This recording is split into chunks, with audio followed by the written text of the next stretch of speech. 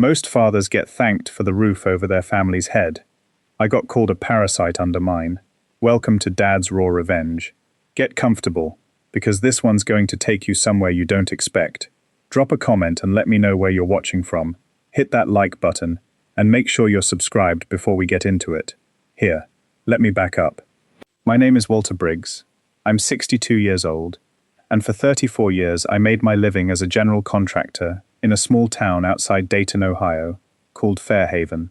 If you ever had a porch rebuilt, a kitchen gutted, or a roof replaced anywhere within 20 miles of Route 9, chances are decent I either did it myself or trained the man who did. I retired 4 years ago, mostly because my knees gave out before my hands did. These days I spend my mornings in the garage with a 1978 Ford Bronco I've been restoring since before my son was born. It's not finished. It may never be finished. That's not really the point of it. I am not a dramatic man. I want to say that plainly, right up front, because everything I'm about to tell you might sound like something out of a movie, and I promise you, living it felt nothing like a movie. It felt slow. It felt quiet. It felt like standing in a room watching water rise around your ankles while everyone around you insists the floor is dry. I raised one son. His name is Derek. His mother, my wife Carol, passed 11 years ago from ovarian cancer, and after that it was just the two of us in the house on Maple Crest Lane. The house I built with my own two hands, stud by stud, starting the spring after Derek was born. I laid the foundation myself. I framed the walls myself. I put in the wiring, hired an electrician friend to double-check my work, and finished the basement the year Derek turned 10 so he'd have a place to bring his friends. That house isn't just wood and drywall to me. It's 36 years of my life standing upright. I worked hard so Derek wouldn't have to worry the way I did growing up. My own father died when I was 14, and my mother cleaned houses to keep me fed, so I understood early what it meant to have nothing behind you. I swore that whatever else happened, my son would always have something solid at his back. A house. A trade if he wanted one. A father who showed up. Derek is 34 now. Good-looking boy, sharp dresser, works in commercial real estate sales 2 towns over. He's smart. Smarter than me on paper, that's for certain. But somewhere along the way, smart and grateful stopped meaning the same thing in our house. 3 years ago, Derek married a woman named Kayla.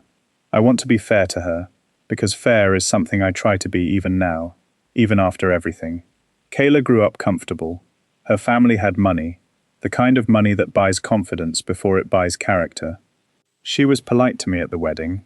She called me Mr. Briggs for the first few months, which I appreciated, even if it felt a little formal for a man who used to change her husband's diapers. But something shifted after they moved in with me. That part matters, so let me explain it clean. 2 years ago, Derek came to me with a hard luck story, a downturn in commercial leasing, a landlord who wouldn't renew their apartment lease, a market that had priced them out of buying their own place.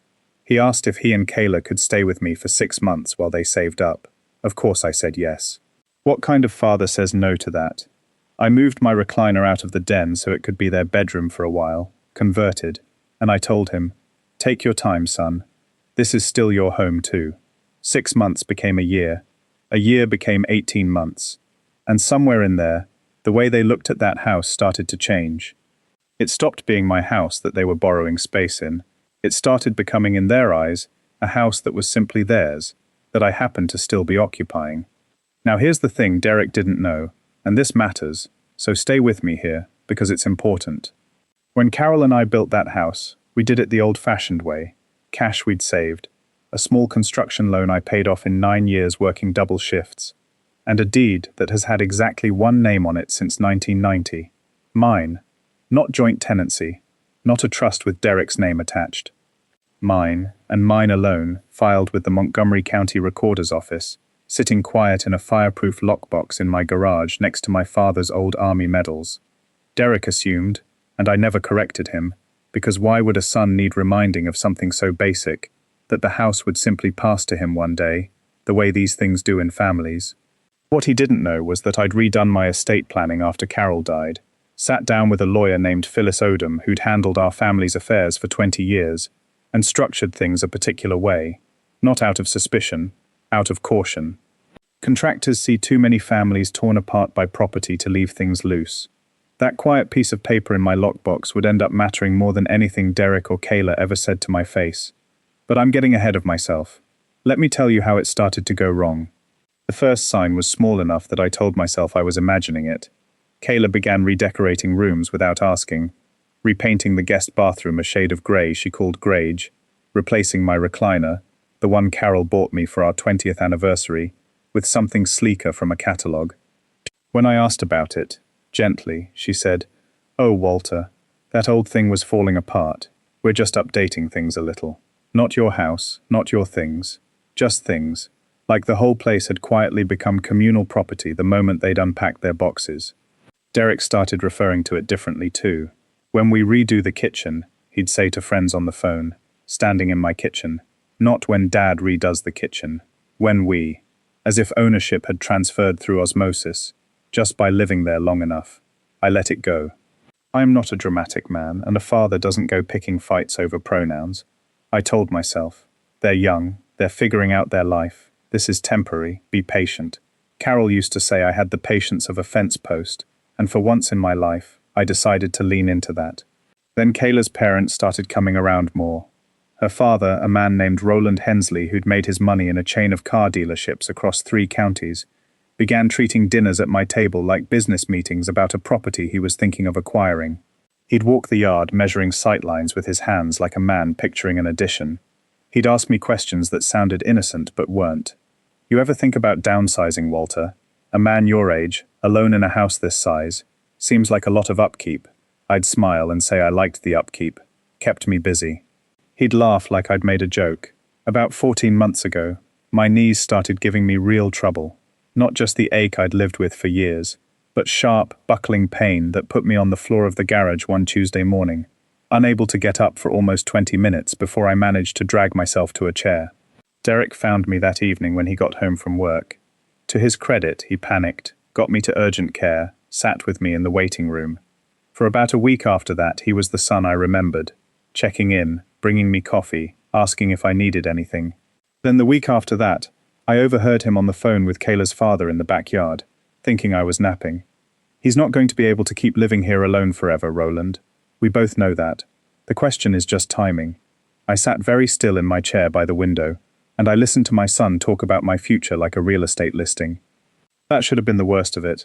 It wasn't. 2 months later, Derek and Kayla sat me down at the kitchen table. My kitchen table. The one Carol picked out at an estate sale in 1994, and told me they'd been looking into some options for my care. Kayla had printed brochures. Actual glossy brochures for a place called Willowbrook Senior Residences, 40 minutes away, with photos of smiling grey-haired strangers playing bingo under fluorescent lights. "We just think, long-term it might be safer," Kayla said, sliding the brochure toward me like she was closing a deal. "You had that fall. What if next time no one's home? And honestly, Dad," Derek added, not quite meeting my eyes, "it would make things a lot simpler. For everybody." Simpler. That word sat in my chest like a stone. I asked him, calm as I could manage, what exactly would be simpler? Kayla answered before Derek could. "The house, mainly.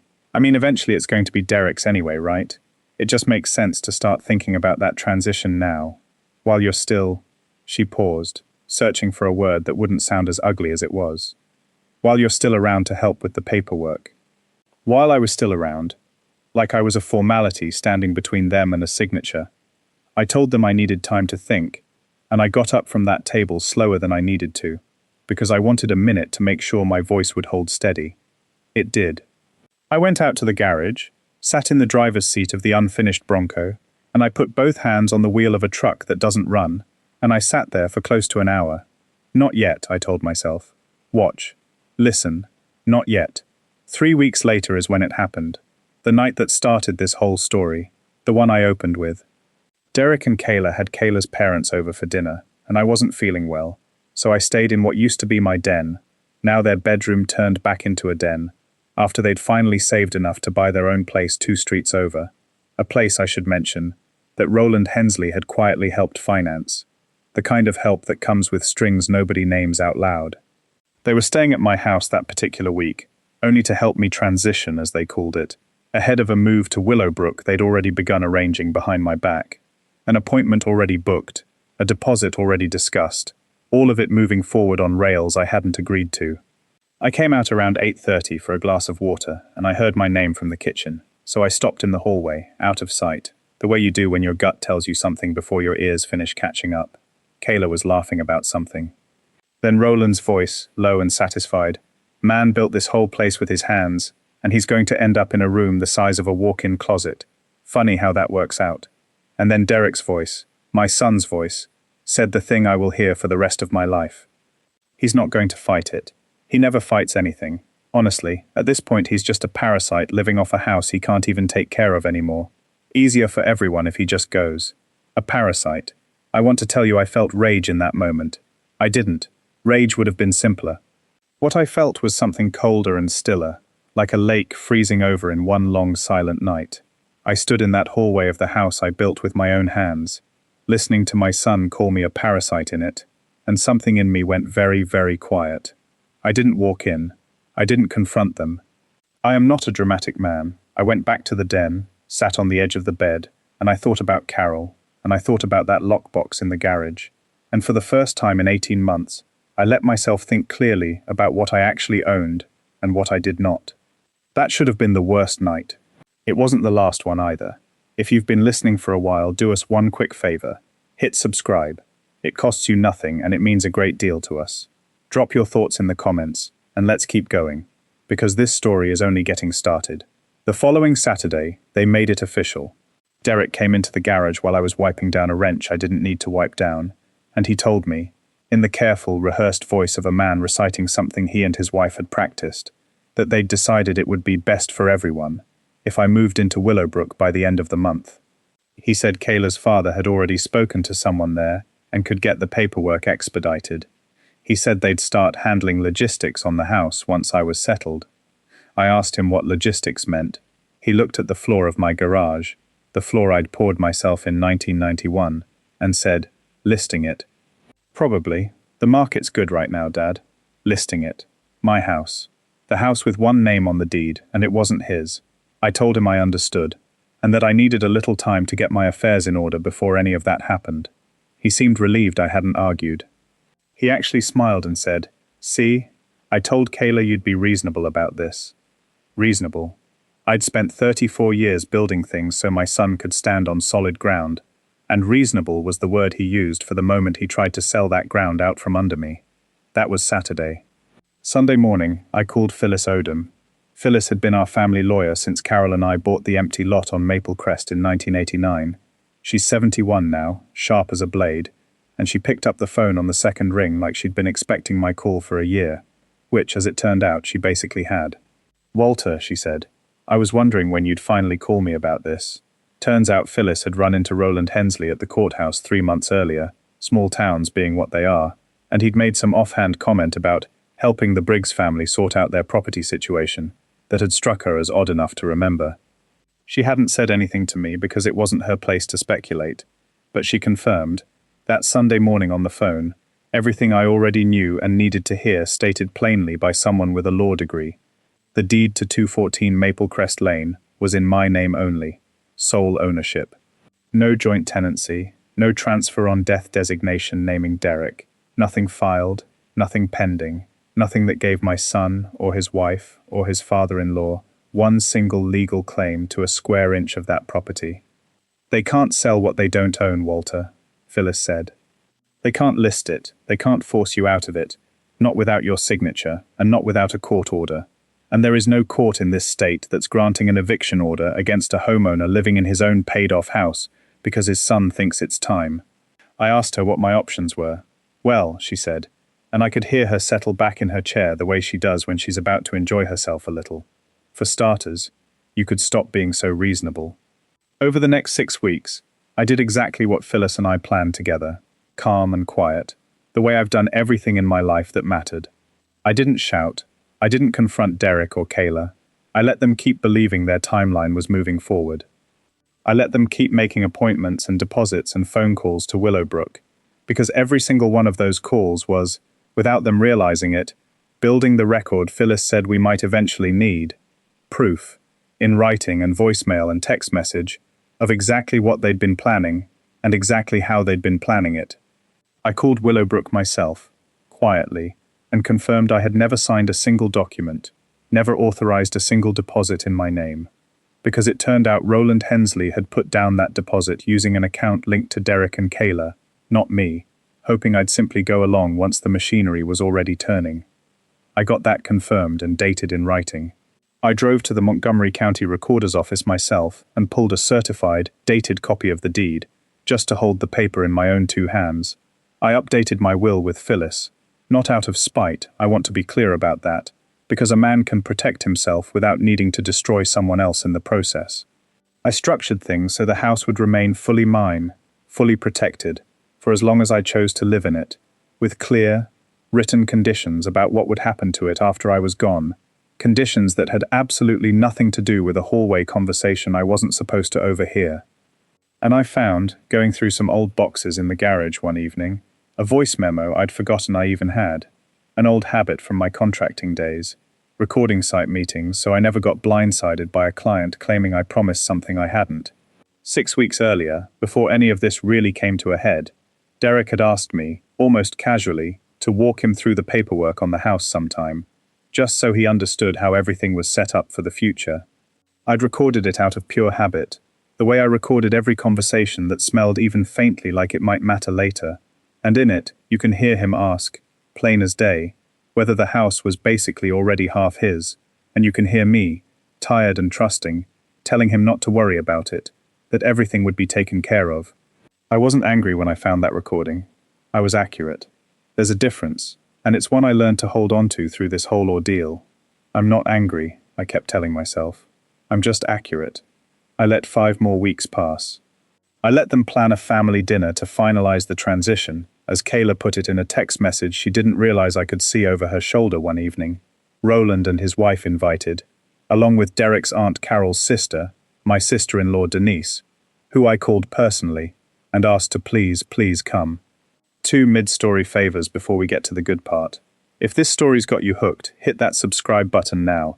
Trust me, you don't want to miss what happens at that dinner table.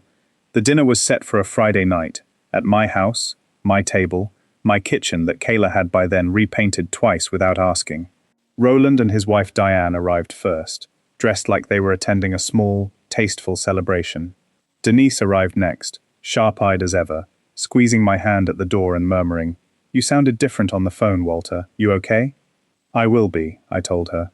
Derek and Kayla had set the table with the good china, Carol's china, from her mother, and there was a folder sitting at the head of the table, my usual seat, thick with paperwork.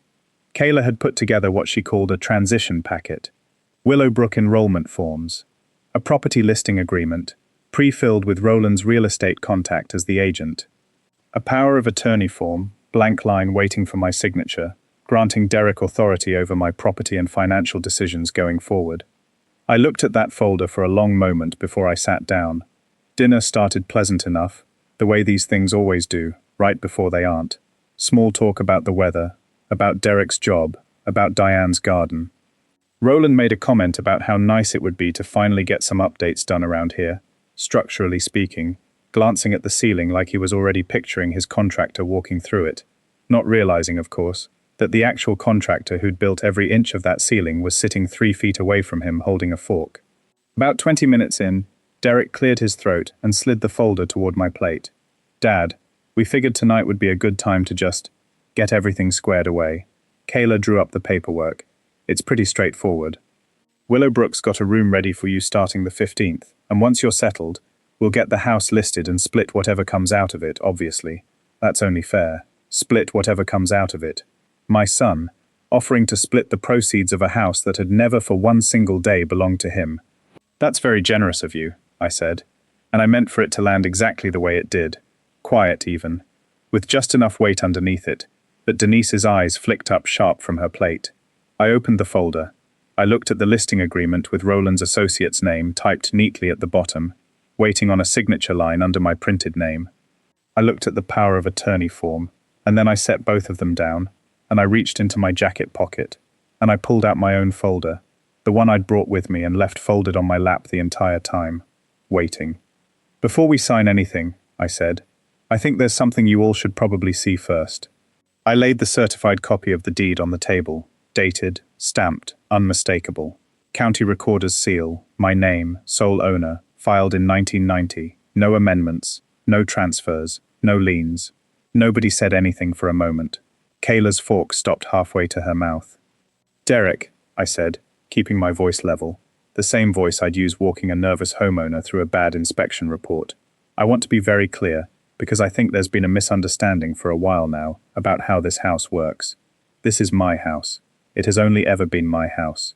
It was built with my labor, paid for with my money, and it sits on land that has one name on the title, and that name is Walter James Briggs. Not ours. Not yours. Mine. Roland shifted in his seat. Now, Walter, I don't think anyone's trying to— I'm not finished, Roland, I said, and something in my tone made him stop.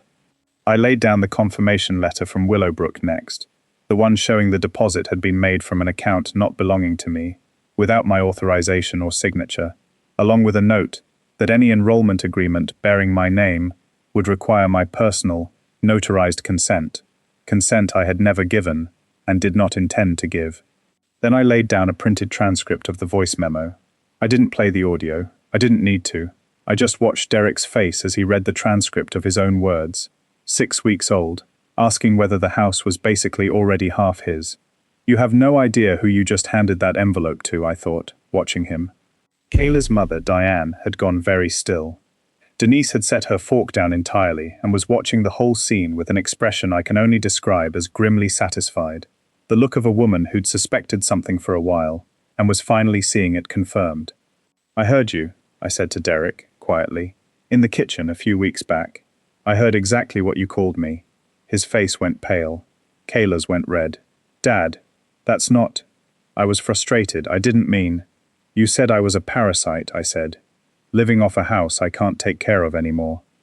That I'd never fight it. That it'd be easier if I just went. The kitchen was so quiet I could hear the refrigerator humming. He's not going to fight it, Derek had said. There it is, I thought. There's the line, right back where it started, sitting on the table between us like a debt finally called in. Here's what's going to happen, I said, and I want you to understand. I never raised my voice once through any of this. Not one time. I am not moving to Willowbrook. I am not signing a power of attorney. I am not listing this house. This year or any year I'm still breathing in it. What I am going to do is ask that the two of you find your own place to live by the end of this month, since you already have the means to. I understand Roland's been kind enough to help with that already. Roland's jaw tightened. And I think, I continued, given tonight, it's probably best if we keep things a little more formal between us going forward. Phyllis Odom has copies of everything I've shown you tonight, along with a letter documenting this conversation, which I'll be sending to each of you this week, just so there's no confusion later about what was said and understood here.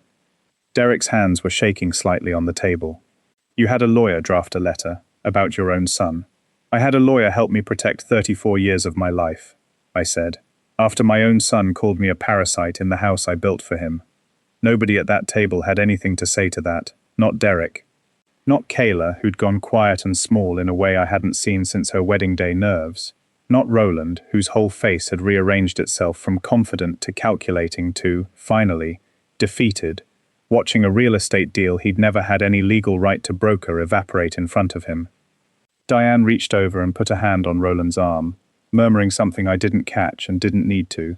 Denise was the one who finally broke the silence, standing up, walking around the table, and putting her hand on my shoulder. Good for you, Walter, she said, simply. It's about time somebody said it plain in this house. That's my girl, I thought, though of course she wasn't mine, just Carol's sister, standing where Carol would have stood if she'd still been here to see her son's face when the truth finally landed. Derek and Kayla moved out 11 days later. Not to Willowbrook. To the townhouse Roland had already been quietly financing, which I suppose worked out fine for everyone, since it turned out to have been the actual plan all along. Get me settled somewhere smaller, list my house, and use the money to help finish paying off the very place they were secretly already planning to live in without me. Roland's help was never about kindness. It was about clearing a path. The paperwork Kayla had drawn up sat in a drawer in Phyllis's office, unsigned, exactly where it belonged. I want to tell you the ending isn't ugly, because it isn't. Not the way you might expect. Derek called me about 3 weeks after that dinner, quiet, none of the confidence from before in his voice. He didn't apologize the way I might have hoped, not fully, not yet. Some things take longer than 3 weeks to say out loud, and I've learned to let people find their own way there instead of dragging them by force. But he asked if he could come by the garage sometime just to talk. I told him the door was open. It always has been. That was never really the issue. These days, it's quieter around the house on Maplecrest Lane. I finished repainting the guest bathroom back to the color Carol picked out, a soft cream she always liked better than any grage a catalogue ever dreamed up. My recliner's back in the den.